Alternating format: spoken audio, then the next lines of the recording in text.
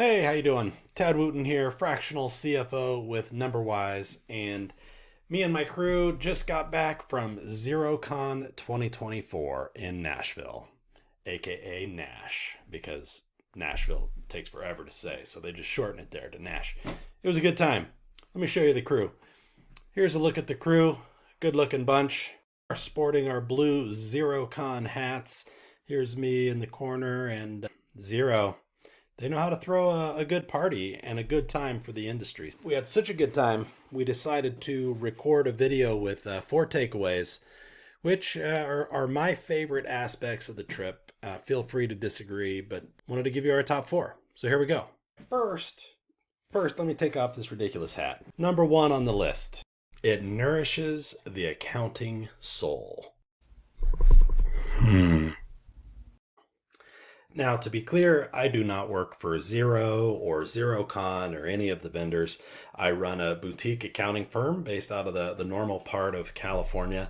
The full suite of accounting services, tax, bookkeeping, accounting, and I run the Fractional CFO division. But what I mean by accounting soul, and if you don't have an accounting soul, that's fine. I don't know exactly what you're doing here watching this video, but an event like Xerocon is made up of course, the software Xero, its ecosystem of partners, and a bunch of accountants, bookkeepers, CPAs, consultants, advisors coming together to talk about what's new, kind of find motivation, learn things, share things, and it's people that are generally excited. They've come a long way to be there, so they want to have a good time and they want to sharpen their accounting skills and offerings that they have. And I think the unique thing about Xerocon is whether it's 90% or 99%, it feels like everybody there is there to be strategic, there to build something,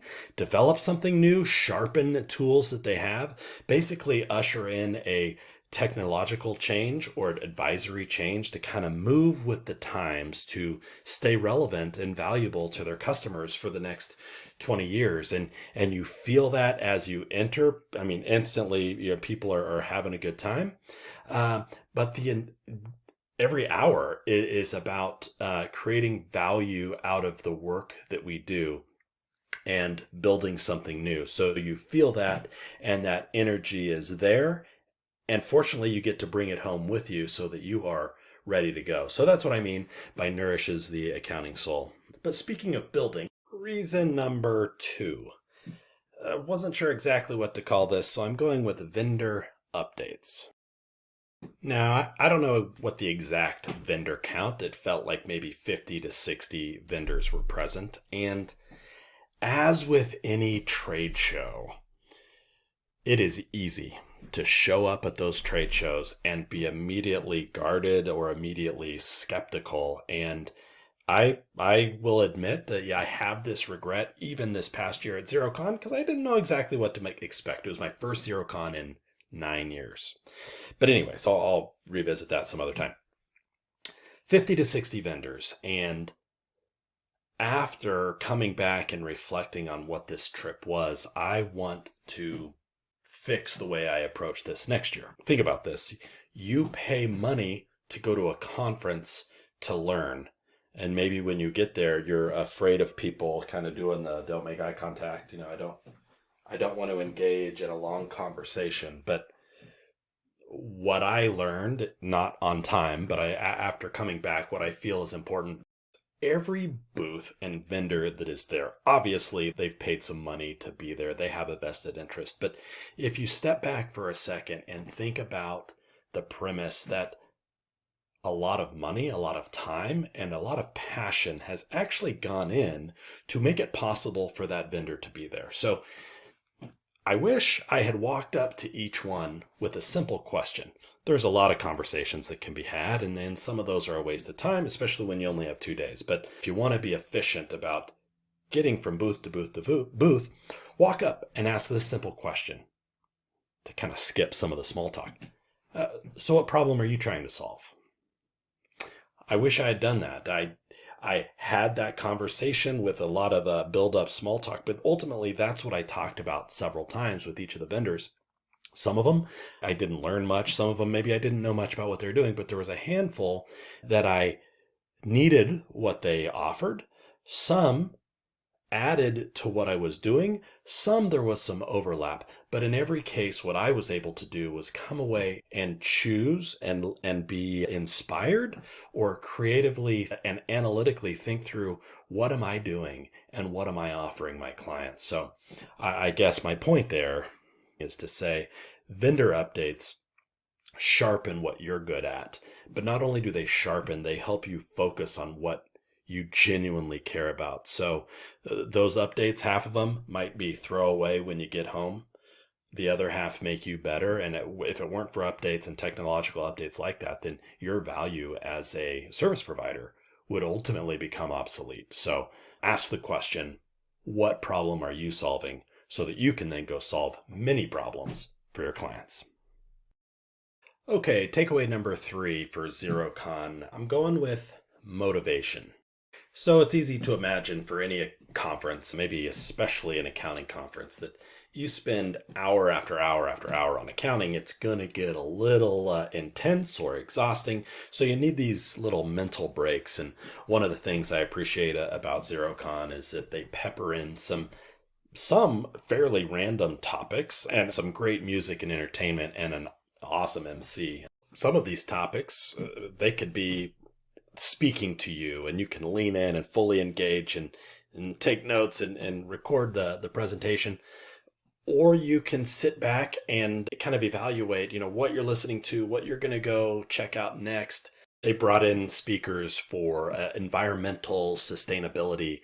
Another one was a doctor, I believe, and I'm going to leave some out, but there was a doctor that kind of specialized in how to recuperate the mind and body. And that was interesting to sort of think about things that in the accounting space, when you're hitting deadline after deadline, working in spreadsheets, you don't really think about these kind of things. So whether you're fully engaged or halfway engaged, you're getting something out of it. And like I said, nourishing your accounting soul so that you can be the best version of yourself when you get back. But no matter how on point or relevant these speakers were to each person in the room, you get to borrow from their style and you get to listen and sort of take that in. And there is something that all these speakers share in common, that they absolutely care about what they are building, developing, and growing. And that is something that you get to benefit from just through osmosis by being in the room.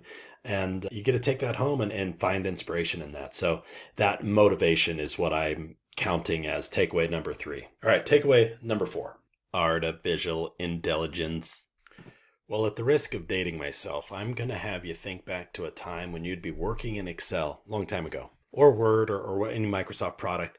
And if you were struggling, something would sort of pop out of nowhere and offer support. And this thing was a talking paperclip. Well, I think it was called Clippy. And while Clippy was phased out of all Microsoft products, it feels like that's a little bit where we're headed with AI and a lot of the software we use. Now, there's a long way to go, but what I mean is, in the background of a lot of the products that are out there, a lot of the new products, there is this AI feature. And it's going to be powerful. It's starting to become powerful, but Xero introduced this in the form of an icon, an AI looking icon called Just Ask Xero, Jax. They call it Jax. Interesting. And every software will have an AI product. Maybe they'll give it a clever name. But that product, that feature is starting to become interactive so that you can speak to it and it will transact things in the system. So I'm a little ways off from being comfortable, but what I learned through this conference is, one, we're not all that far behind the curve right now. I was feeling very behind, but we're not all that far behind. And there will be robust integrated adoption over the next year, 2 years, 3 years, such that it will be just another way that we do things. And while I'm not using it on a day-to-day basis, I sit at the ready and acknowledge that the early adopters will succeed and the slow adopters will not. So this conference helped open my eyes to that readiness and to that open-mindedness, because whether I want to or not, this train is about to get in motion, is leaving the station. Some are going to be on, some are not, and I want to be one of the ones that are on the train. I've got a lot to learn.